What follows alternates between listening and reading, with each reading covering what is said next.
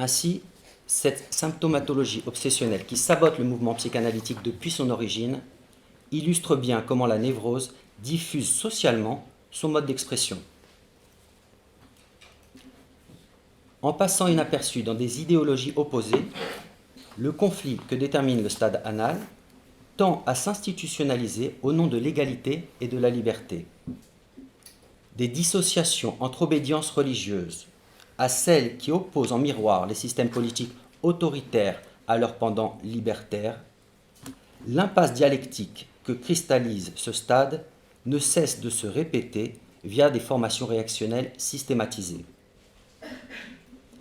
Entre les idéologies égalitaristes qui abrasent le désir et la subjectivité, et celles qui n'en font pas moins en prônant une inégalité sans fin, ne pouvons-nous pas repérer l'ambivalence caractéristique de l'obsessionnel dans son rapport au signifiant? Ainsi, des illusions politico-économiques à celles qui corrompent le champ médico-social, il ne semble pas impossible de repérer la même coloration névrotique. Malgré la difficulté qu'engendre la mise en parallèle de systèmes d'apparence si éloignés, la prise de risque semble minime au regard de l'impasse logique qui consiste à les lire de manière isolée. En effet, les conséquences épistémologiques et sociales de la névrose obsessionnelle semblent continuer d'être méconnues, donc de se renforcer, en étant lues de manière obsessionnelle. Autrement dit, c'est parce que la symptomatologie obsessionnelle est considérée de manière isolée et annulée rétroactivement qu'elle semble pouvoir se diffuser massivement. Or, ces symptômes obsessionnels ont des conséquences qui affectent tout autant les sciences dites politiques, économiques ou sociales que la recherche sur la psychopathologie. D'ailleurs, c'est dans ce dernier domaine que le sabotage épistémologique s'avère particulièrement prégnant. En effet, malgré la découverte freudienne de la névrose obsessionnelle il y a plus d'un siècle, et malgré son actualité clinique, sa conception continue d'être annulée rétroactivement. Ainsi, en ne cessant de remettre en doute ce qui est vrai, nous voyons comment la névrose du doute empêche les avancées théoriques. Elle produit une forme de retour en arrière systématique qui tend à annuler le mouvement dialectique de la science. À cet égard, nous pouvons facilement constater que les avancées qu'apporte la psychanalyse continuent d'être annulées rétroactivement.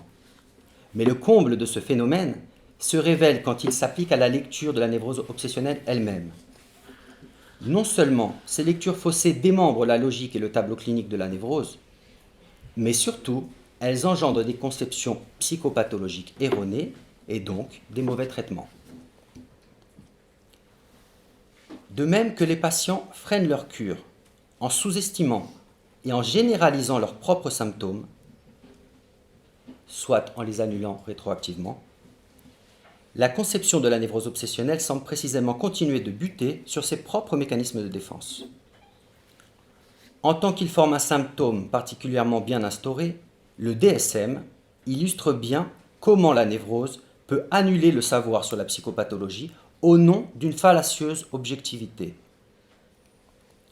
Mais le dévoiement qu'engendre l'isolation psychique et l'annulation rétroactive n'est pas sans épargner le milieu psychanalytique lui-même. Au-delà des inventions diagnostiques qu'il produit, nous pensons notamment au terme d'état limite, nous pouvons constater que la conception de la névrose obsessionnelle continue d'être régulièrement biaisée de manière obsessionnelle. Seules ces manifestations les plus graves sont prises en compte de manière isolée, pendant que les symptômes les plus représentés sont considérés comme normaux, soit annulés rétroactivement. Par exemple, un analyste à qui nous présentions